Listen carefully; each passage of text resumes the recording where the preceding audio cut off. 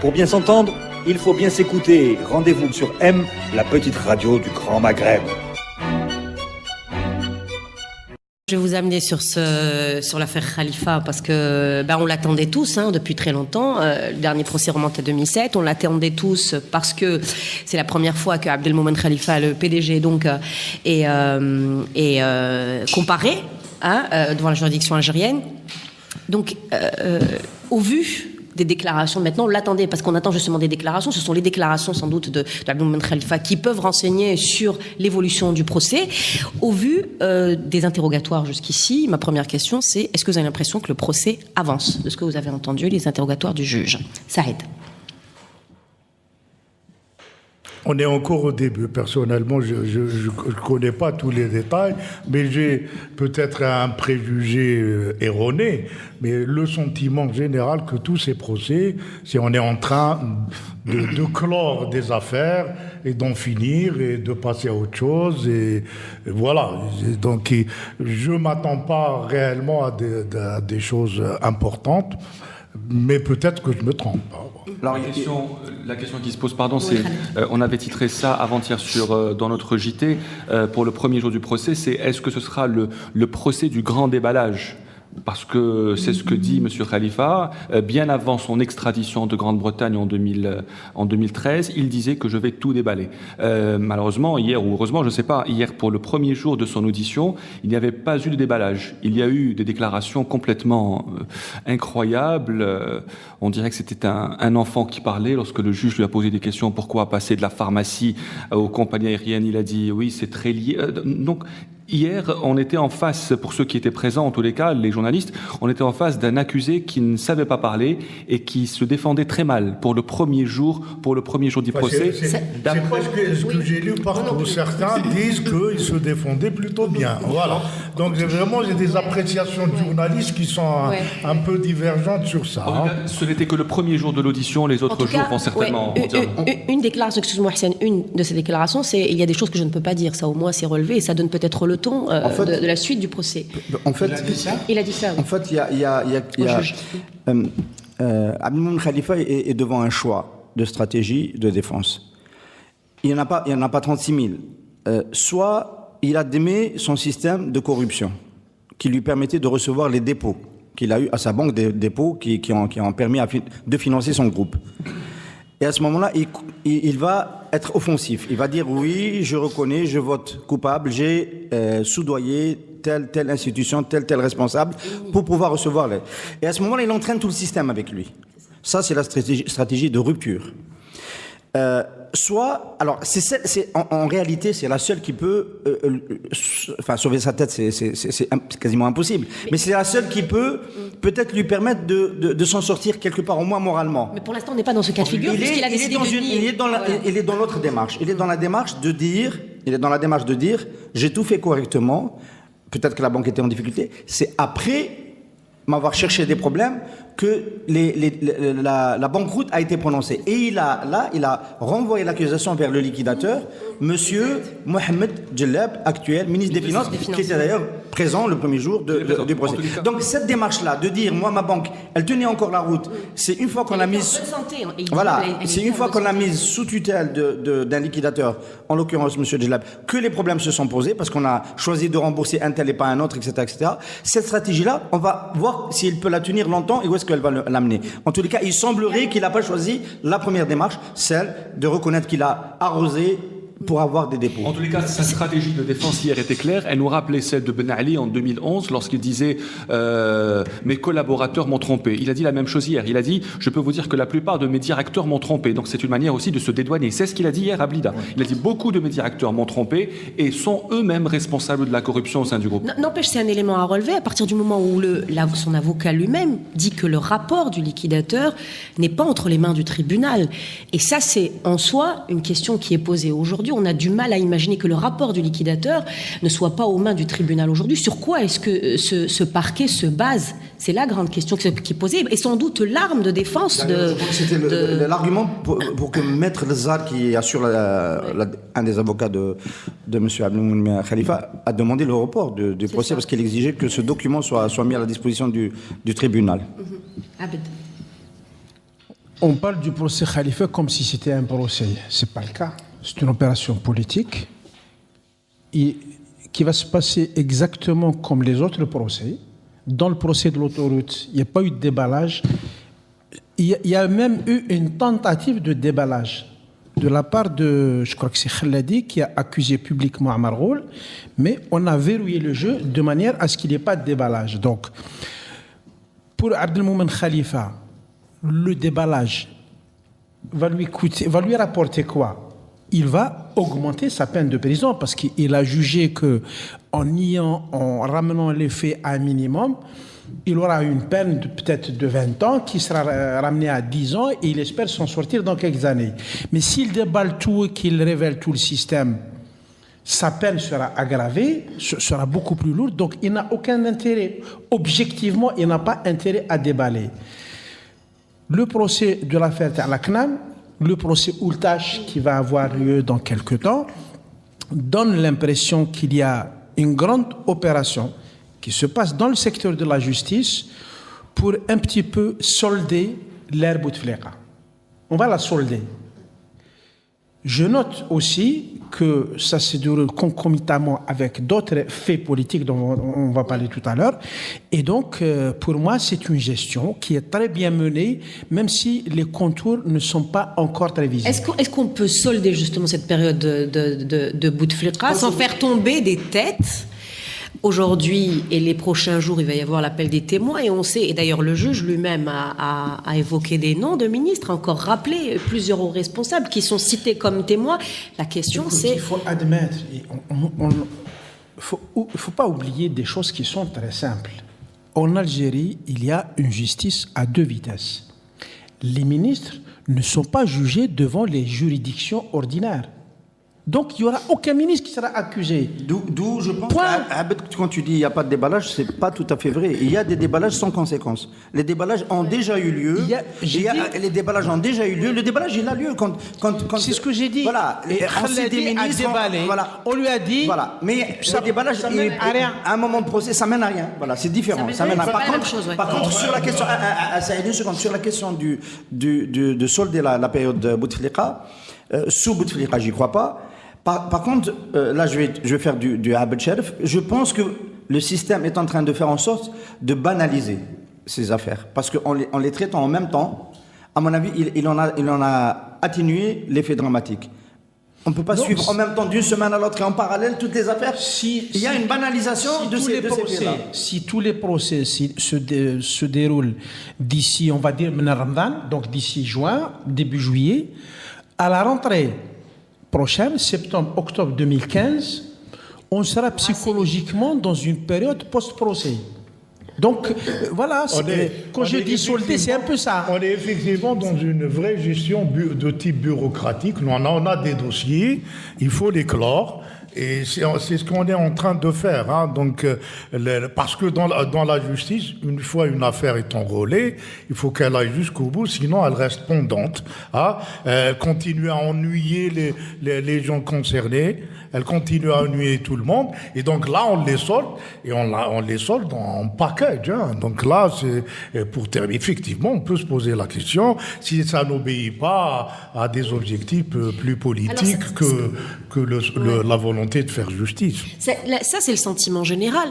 Mais après, dans l'épreuve, on a un procès, on a l'affaire Khalifa qui est en cours là en ce moment.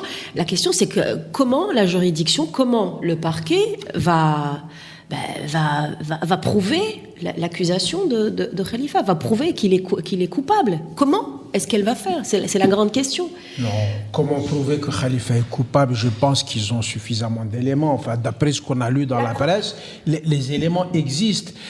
Le problème qui se pose. Le liquidateur lui-même n'est pas entre les mains du tribunal. Donc ça reste une question posée.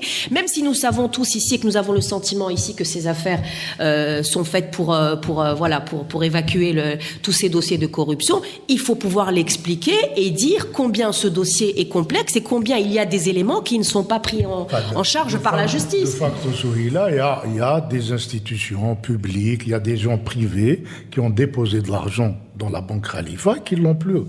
Qu'il aurait perdu. Là, il y a un élément matériel, qui est là, qu'on ne peut pas nier, qu'il est difficile de nier. Maintenant, peut-être que M. Abdelmoumen va expliquer qu'il a à un moment, il a dit j'ai laissé 3 milliards de dollars, quelque chose comme ça, dans la banque. Là, il faudra qu'il s'explique, et ça peut être intéressant. Mais le fait qu'il y ait eu préjudice, ça, il n'y a pas de doute. Il parle de vol organisé, en fait. Il dit qu'il y a eu un vol organisé, puisque ces entreprises étaient en bonne santé. Il y a eu un vol organisé en 2003. Il donne des chiffres J'ai fait la couverture du premier procès qui s'est transformé, vu que M. Khalifa était absent, qu'il était à Londres, il s'est transformé au procès du caissier principal, défendu par Khaled Bourayou à l'époque, et c'était assez pittoresque parce que une partie du procès consistait à raconter comment se faisait le transport des fonds à la fin de la journée, comment les agences restituaient à la caisse principale donc les fonds dont on ne connaissait pas ensuite la destination. Et le mécanisme, il a été assez clairement démontré durant ce procès-là. Cet argent n'était pas maintenu dans les comptes de la banque. Il allait financer Khalifa Airways pour l'essentiel. Khalifa Airways, qui était un gouffre financier. Ensuite, KTV, la télévision du groupe Khalifa, etc. Donc, le préjudice, on sait d'où il vient. Il vient du fait que cet argent a été utilisé pour financer le développement du groupe Khalifa en contrevenant totalement aux règles du système bancaire. Et l'un des arguments à charge contre Khalifa, c'est le fait que 2 membres de la commission bancaire de la Banque d'Algérie ont reconnu avoir avoir bénéficié davantage de toutes sortes de Khalifa. Voilà. Ils voyageaient gratuitement sur Khalifa Airways, ils avaient une carte Visa, ils avaient un véhicule, et ils siégeaient à la Banque d'Algérie et ils décidaient, c'est eux qui étaient le régulateur, c'est eux qui vérifiaient si la banque était en conformité avec les procédures ou pas. Ce qu'il y a d'ennuyeux dans tout ça, j'ai l'impression qu'on n'aura pas la réponse à la vraie question. Qui a donné l'injection aux opérateurs publics, aux établissements publics, de placer de l'argent chez Khalifa. On a un seul cas de reconnaissance formelle, c'est celui de Sidi Saïd, qui dit oui, j'assume et j'ai trafiqué, j'ai balancé l'argent des travailleurs chez Khalifa. Mais ailleurs, on n'a pas d'éléments où on dit qui a donné l'ordre, parce qu'il y a eu, à l'évidence, tant d'établissements publics qui plongent qu'il y a eu un ordre. Est-ce que vous avez noté, Abed, que M. Taïeb, le ministre, le garde des Sceaux des Affaires de la Justice, a ordonné les parquets de s'autosaisir lorsqu'il y a une affaire qui heurte l'opinion? Oui. Monsieur Abdelmajid Sidi Saïd va revenir à la barre. Les membres du conseil d'administration de la CNAS vont repasser à la barre. Ils vont tous dire la même chose, c'est-à-dire qu'ils n'ont pas signé la résolution du conseil d'administration par laquelle la CNAS a retiré de banques publiques et du trésor public 12 milliards de dinars pour les déposer chez Khalifa. Et c'est tout seul, Abdelmajid Sidi Saïd, qui a fait ce PV, cette résolution. Il a contre-signé. Il a fait un faux. Il a fait un faux. Est-ce que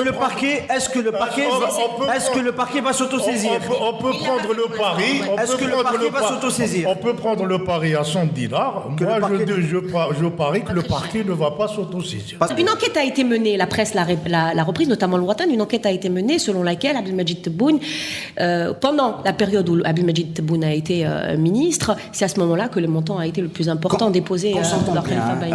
On est dans un procès bis, 7 ans, alors je ne dis pas de bêtises, 8 ans après le premier procès. Il y a une première catégorie d'acteurs impliqués dans cette affaire qui ont payé. Qui ont fait de la prison, qui ont été reconnus comme coupables parce que, par exemple, dans le cas des OPJ, des EPLF, de toutes sortes d'institutions publiques dont les directeurs ont choisi de transférer les dépôts vers Khalifa, il y a eu des peines fermes et les gens ont fait de la prison. Donc, on a reconnu la culpabilité, on a reconnu un système de corruption par lequel, pour répondre à la question de Saïd, des fonds qui étaient supposés rester au trésor public ou dans des banques publiques ont été déposés chez Khalifa. Ça, c'est déjà réglé. Le procès d'aujourd'hui, qu'est-ce qu'il peut apporter de neuf? Est-ce que des injonctions sont venues de plus haut? Est-ce que est-ce qu'il y a eu un système d'influence et de corruption qui a touché des instances qui n'étaient pas, et c'est les ministres, c'est à la présidence. Lors de ma couverture, j'ai parlé du rôle de l'Albi Belkhir qui avait protégé Khalifa Bank. Donc voilà, donc des choses comme ça, est-ce qu'elles vont être évoquées? Est-ce qu'il y aura des conséquences? Bon, Abed va dire que non. Non, vous parlez de ce qui se passe à Blida comme si c'était un procès. Encore une fois, moi je dis que ce qui m'intéresse, c'est comment ça va être tricoté. C'est ça qui est intéressant. Oui. Mais attendre que justice soit rendue à Blida, c'est complètement hors de propos. Ça n'a aucune chance. Je suis entièrement d'accord. C'est comment ça va être tricoté, comment ça va être organisé, qui va être sacrifié, etc. D'autant plus que ce qui s'est passé, c'est que 9 personnes sur 10 parmi ceux qui sont coupables ont déjà été condamnés, ont purgé leur peine. Ça fait plus de 5 ans que le procès a eu lieu. Donc, le procès ne concerne plus que Abdelmoumen Khalifa lui-même, qui a été condamné par contumace, qui va condamner cette fois-ci donc de manière en sa présence. On verra comment ça va être géré, mais pas plus. En fait, pour rebondir encore une fois sur cette histoire de Taïeb Lour qui demande au parquet de s'autosaisir, il y a une vraie bizarrerie. C'est-à-dire, la règle générale, le parquet ne bouge que sur injonction du ministre. Là, subitement, il demande au parquet de fonctionner normalement, parce que c'est ça le fonctionnement normal. Et il ne devrait pas y avoir un ministre qui dit au parquet, dès qu'il y a une affaire grave, vous vous autosaisissez. Or, le parquet s'autosaisit sur l'histoire de Saïd Saadi, un débat sur l'histoire, jusqu'à présent, et il ne s'autosaisit pas sur plein d'affaires. Et aujourd'hui, le ministre lui-même lui dit de s'autosaisir. C'est bizarre. Est-ce que ça c'est bizarre. Et on peut se demander à quoi ça obéit. Est-ce que ça va pas être... est-ce que ce n'est pas un moyen pour Lour de se laver les mains? C'est une question. Est-ce que ça suggère la fin de l'impunité pour certains? Pour certains, ça pourrait suggérer la fin de l'impunité. À mon avis, un procureur ne bougera pas sans avoir les protections nécessaires. Ça épuise le sujet de Lour. Ce que tu as dit Saïd tout à l'heure à propos des ordres qui auraient été donnés pour déposer l'argent chez Khalifa. C'est le même fonctionnement que pour les procureurs qui se saisissent ou les s'autosaisissent. C'est du verbal. Celui qui donne l'ordre à un chef d'entreprise de déposer l'argent chez Khalifa, il lui donne l'ordre verbalement. Le directeur d'entreprise ne pourra jamais prouver que le ministre lui a intimé l'ordre de le faire. Oui, mais ça devrait suffire à entendre un ministre et ça ne suffit pas. C'est pas une preuve. On est dans une corruption ou dans un délit de gestion là. C'est la grande question qui est posée et qui peut être posée demain. Moi, je parle d'un mécanisme. Les procureurs ne s'autosaisissent pas. Ils attendent qu'on leur donne l'ordre, parce qu'il n'y a pas de fonctionnement. Les directeurs d'entreprise, ce qui est pernicieux dans tout ça, le directeur d'entreprise doit avoir le flair nécessaire pour sentir ce que son ministre souhaite. Le procureur, quand une affaire se présente devant un procureur, il doit anticiper ce que son ministre souhaite et le faire lui-même. Donc le ministre ne va pas lui dire il faut se saisir ou pas. Et c'est là qu'on reconnaît l'obéissance, la discipline, et c'est ça qui fait le blocage du système politique, quand les gens n'osent pas, quand il n'y a pas de règles écrites qui permettent aux gens de fonctionner. Encore une fois, c'est un débat ancien. On a toujours parlé des cadres, des dirigeants d'entreprise qui obéissent à des choses orales et qui devraient apprendre à obéir à la loi. Quand on leur demande de faire quelque chose d'aberrant, ils devraient pouvoir dire non et démissionner et y aller. Il faut faire l'éloge de la démission au sens d'acte de gestion. Je pense honnêtement que ce procès est un leurre. Abed Chalef se trompe quand il dit la justice algérienne est une vitesse à deux vitesses. Non, il n'y a pas de justice algérienne, moi je pense. Au lieu de dire qu'elle est à deux vitesses, je pense qu'il n'y a pas de justice. Je pense qu'il n'y a aucune différence entre le procès de 2007 et avec ce procès, exception faite pour la présence de l'accusé principal. Comme M. Tebboune a été épargné en 2007, il n'était pas membre du gouvernement, il le sera davantage aujourd'hui parce qu'il est membre du gouvernement. D'ailleurs, il était même pas présent. Il était même pas présent à l'ouverture du procès parce qu'il a des assurances aussi sur le fait qu'il ne sera pas inquiété. De même pour Abdelmajid Sidi Saïd qui avait lancé en 2007 son fameux « j'assume ». Pour info. Allusion à j'accuse, bien sûr, mais pas avec la même gloire. Donc je pense que la seule différence, c'est effectivement ce que va dire, ce que va faire. Il va tirer ses dernières balles, Moumoun Khalifa, ses dernières cartouches pour se défendre. Et voilà. J'ai lu une information hier sur Algérie Patriotique, sur le site d'information algérien. Ça me fait rire. Ma'alish, souvent des informations ont été rapportées et n'étaient pas fausses, selon laquelle la justice se serait autosaisie. Après la déclaration du ministre, justement, de la justice se serait saisie pour l'affaire Hannoun, la Bidi et Boudiaf. Donc la question, on verra. Donc ça se fait de manière rétrospective. On peut revenir jusqu'à Hamadaj. On peut revenir jusqu'à Hamadaj. La fitna contre Kamal Daoud, qui a d'ailleurs été honoré cette semaine, on l'a pas cité comme un des faits de la semaine, le Goncourt du premier roman. Hamadaj, voilà, c'est bien Hamadaj, hein, il s'appelle comme ça. Voilà. Le parquet peut encore s'autosaisir. Il peut le faire dans le sens où il peut le faire sur des dossiers. Il a tellement de choses à faire que, bon, on peut en douter qu'il puisse faire. Ils sont en train de fermer les dossiers, pas d'en ouvrir. Voilà. Si, ça. L'impunité pour certains ne serait-elle pas celle-là, justement? On évite les grands. Non, tous ceux où de hauts responsables sont liés. Est-ce qu'on peut convoquer un ministre sur ces histoires-là? Il peut venir, le ministre. Qu'est-ce qu'il va dire? Il va dire exactement ce qu'a dit Chakib Khalil à propos du DG de Sonatrach. Moi, je suis ministre. Je fixe des stratégies. Je ne gère pas Sonatrach. C'est le patron de Sonatrach qui prend les actes. On est dans ces situations. Et un ministre qui a ordonné qu'on mette de l'argent dans la Khalifa Bank, il va dire, j'ai jamais dit ça, c'est tout, et ça se règle le problème. Du point de vue de la justice, le responsable matériel, c'est le DG de la CNAS, c'est le... Attendez, voilà. Il y a une responsabilité bien plus importante que celle-là. C'est le grand moment du procès de 2007, c'est l'audition de M. Mourad Moudelsi. M. Mourad Moudelsi est ministre des Finances au moment de la banqueroute. Il avait fait aussi une déclaration. Avant la banqueroute, il était ministre des Finances. Et la première alerte qui aurait pu permettre de mettre sous tutelle Khalifa Bank dès l'été 2001, donc c'est à la rentrée 2001, donc c'est une alerte qui est venue de la Banque d'Algérie, sous M. Karaman, Abdouhab Karaman, qui a été, de mon point de vue, injustement condamné. Ça a été vraiment une décision du roi, du prince, injustement condamné, parce qu'il a fait ce qu'il fallait. Sur un aspect sur lequel la banque était en infraction, c'était la législation d'échange.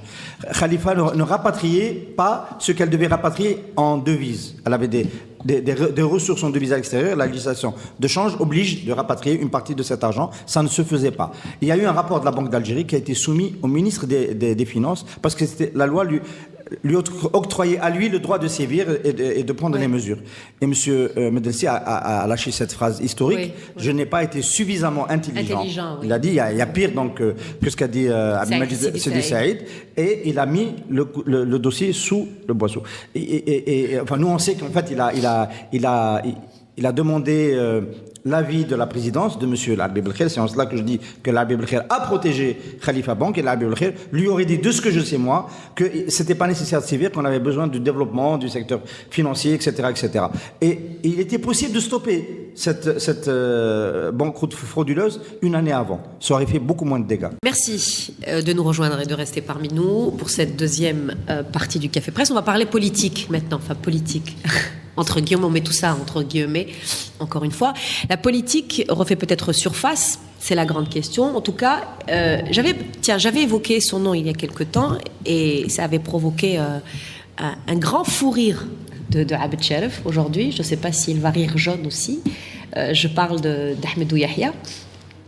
Ça y est, on a pressenti, oui, on le pressent revenir. En tout cas, la presse relève que ça va se faire dans les prochaines heures. Que c'est pas Abdelkader Ben Salah qui va s'opposer à un retour d'Ahmedou Yahya. Ensuite, Abdelaziz Belkhadem aussi, ou FLN, et puis Abou Jarrah Soltani, avec là on a quelque chose un petit peu plus concret, c'est la déclaration de Mokri il y a quelques jours, qui disait, qui fustigeait les déclarations de Soltani sur un éventuel retour au sein du gouvernement du MSP. Alors la grande question, c'est qu'on aurait parlé des retours de l'un sans l'autre, peut-être que ça aurait pu faire une discussion, mais là ça résume la recomposition de l'alliance présidentielle. Pourquoi? C'est la grande question.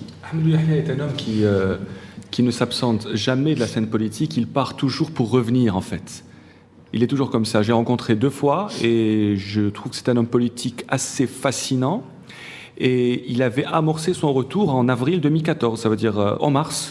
Quelques semaines seulement avant l'élection présidentielle, il avait été nommé à la surprise générale directeur de cabinet du président de la République. Il avait en même temps fait campagne pour le président. Les gens disaient que ça ne se faisait pas à l'époque. Lorsqu'on est directeur de cabinet, on ne fait pas campagne. Et à chaque fois qu'on lui posait la question « Pourquoi toujours soutenir le président ?», il disait c'est la fidélité, toujours. Fidèle au président de la République. Aujourd'hui, il revient au devant de la scène. Son retour à la tête du RND, peut-être une question de jour à présent. Et on le présente déjà comme le dauphin, Ahmadou Yahya. Mais il a bien dit que... C'est qui le on? La classe politique, son entourage, la presse l'a toujours présenté comme le dauphin, même s'il s'en défend toujours.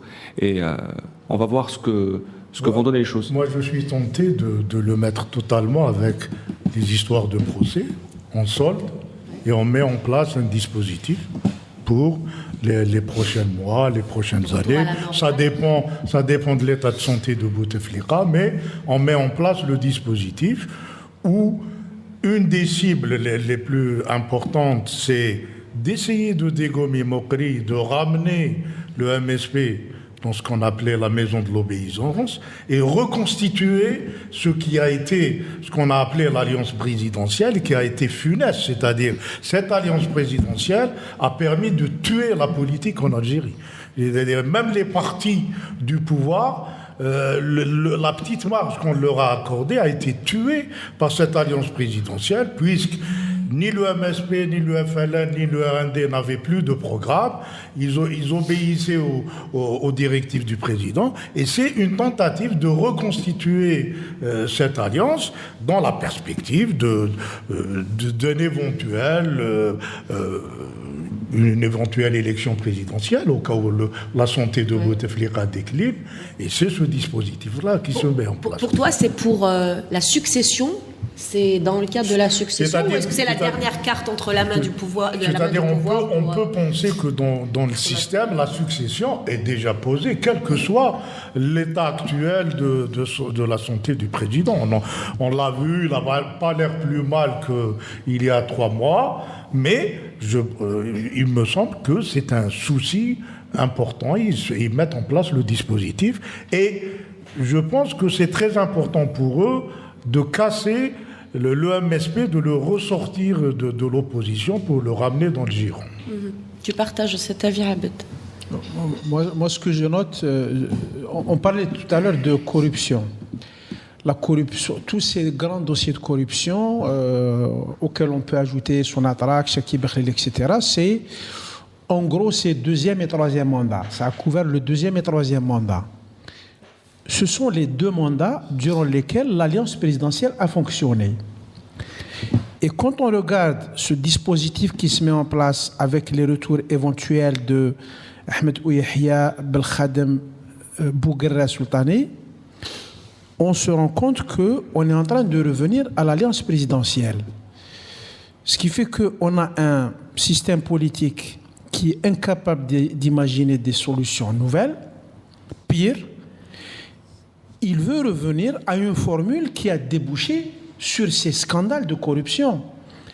Je vais encore ajouter un détail, c'est que dans les autres milieux, malheureusement, on n'est pas capable d'imaginer beaucoup mieux. J'ai noté sur Maghreb émergent un papier qui rapporte que le Parti des travailleurs demande un retour au monopole de l'État sur le commerce extérieur. Donc on va encore plus loin dans l'histoire. C'est la préhistoire de l'économie. Et on a une espèce de pays qui est totalement incapable de regarder vers l'avenir. C'est un pays qui ne voit pas ce qui se passe à Singapour, au Qatar, au Brésil, en Afrique du Sud. Le monde est là. On sait comment le monde avance, mais la classe politique algérienne s'accroche à quelque chose qui est mort ou qui est en train de mourir. Pour essayer de comprendre, est-ce que c'est la carte et la dernière entre les mains du pouvoir pour se maintenir? Est-ce que c'est une histoire pour assurer la succession et que c'est pour préparer une succession? Est-ce que c'est pour anticiper sur un rendez-vous électoral? Des élections anticipées peut-être, une élection présidentielle? Ce sont des questions qu'on peut se poser effectivement.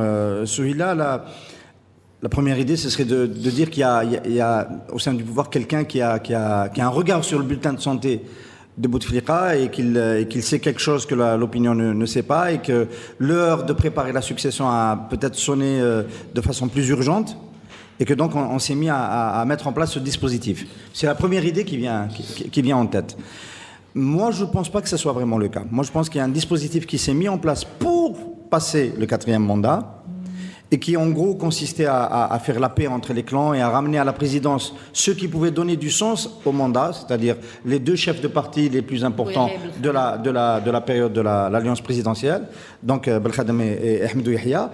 Mais qu'une fois qu'on les a mis là, la situation s'est dégradée sur le champ politique. Aujourd'hui, de quoi on a besoin ? Moi, je pense qu'on a surtout besoin de reproduire du sens, du contenu politique sur la scène. Parce que l'opposition, quoi qu'on en dise, parle, bouge, communique, essaie d'occuper le terrain, à la faveur des mouvements comme celui du gaz de schiste, etc.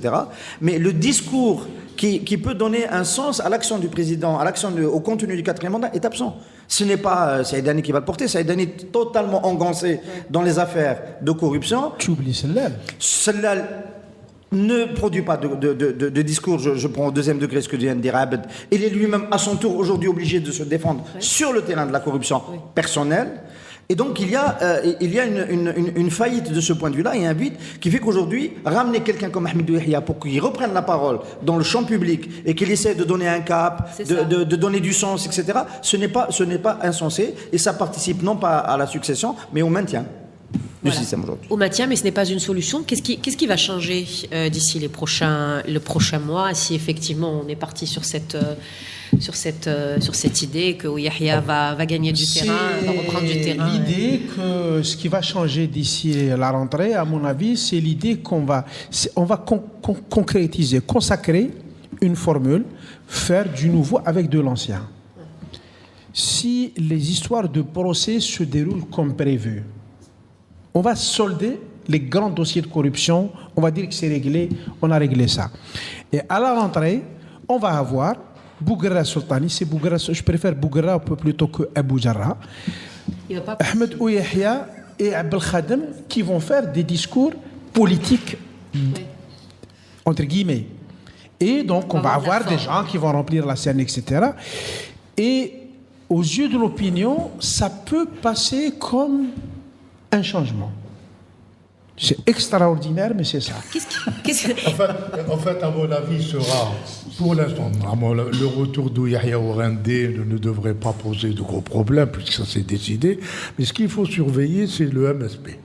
C'est-à-dire, il y a une charge visiblement commandité de Bouguerra Sultani, je prends le nom algérien, il a raison, de Bouguerra Sultani, une charge frontale contre Makri, d'ailleurs, c'est pas Makri, et cette charge frontale, il dit, toi, soit tu acceptes qu'on change de ligne et qu'on revient à la logique de participation au pouvoir, soit tu démissionnes ou bien tu vas à un congrès. C'est une vraie sommation. C'est pas gagné.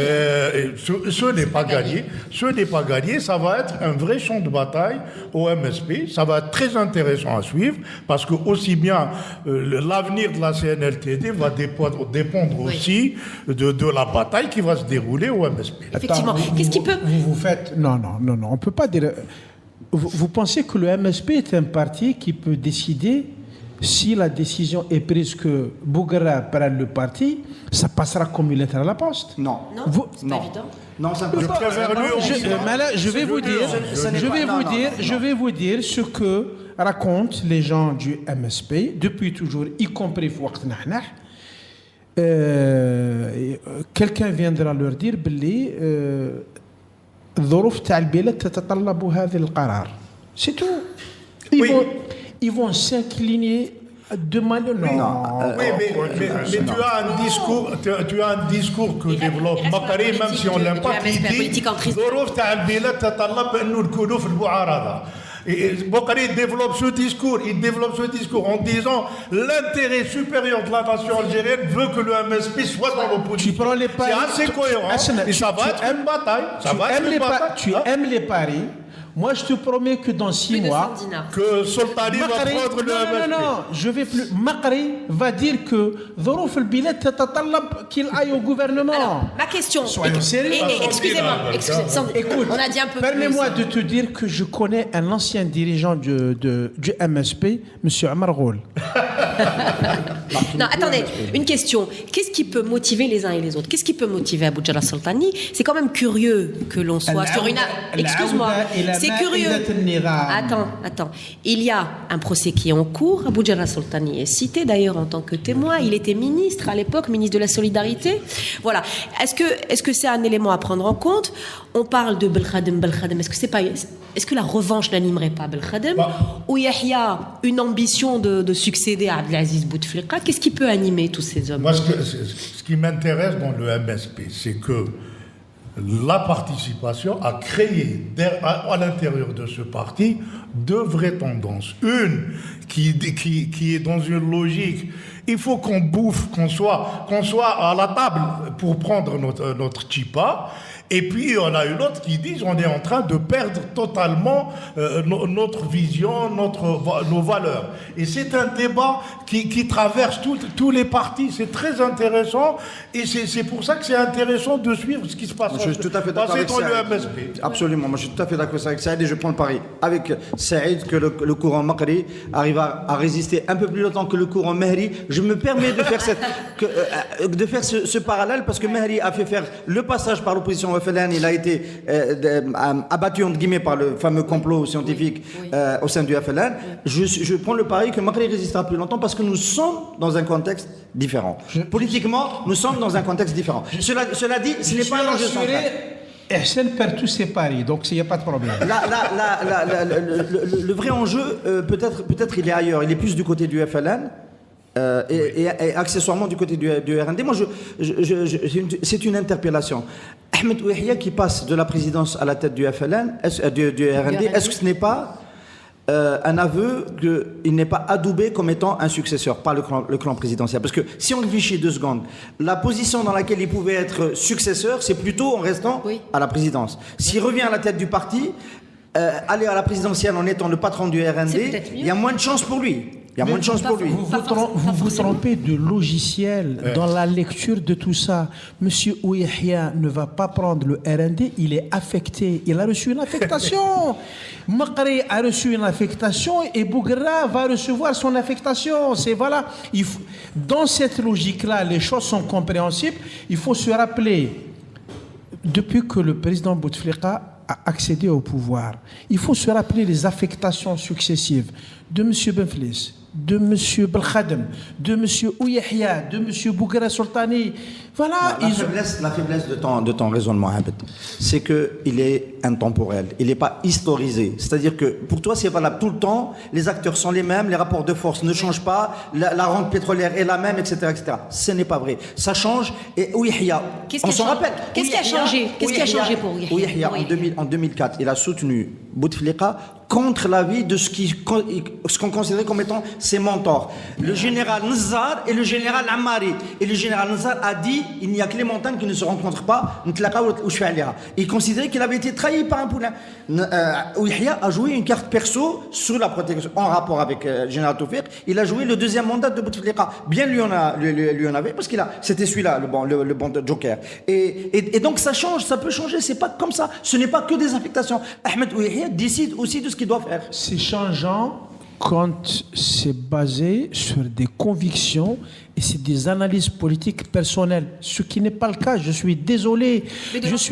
Rappelez-vous, M. Belkhadem et Ouihia ont été je ne vais pas dire viré, on va dire mis à la marge il y a 1 an. Si tu peux le dire. Un peu plus. Un peu plus. Tu peux le dire. Quelques temps plus tard, ils ont été rappelés tous les deux, ministres d'État, directeurs de cabinet. Ils ont été affectés. Ensuite, l'un d'eux a été viré comme un malpropre, M. Belkhadem. Oui, a été maintenu. Dans tout cet itinéraire, on va prendre les 2 années. Montrez-moi un élément de volonté de la part de Belkhadem ou de Ouyahia.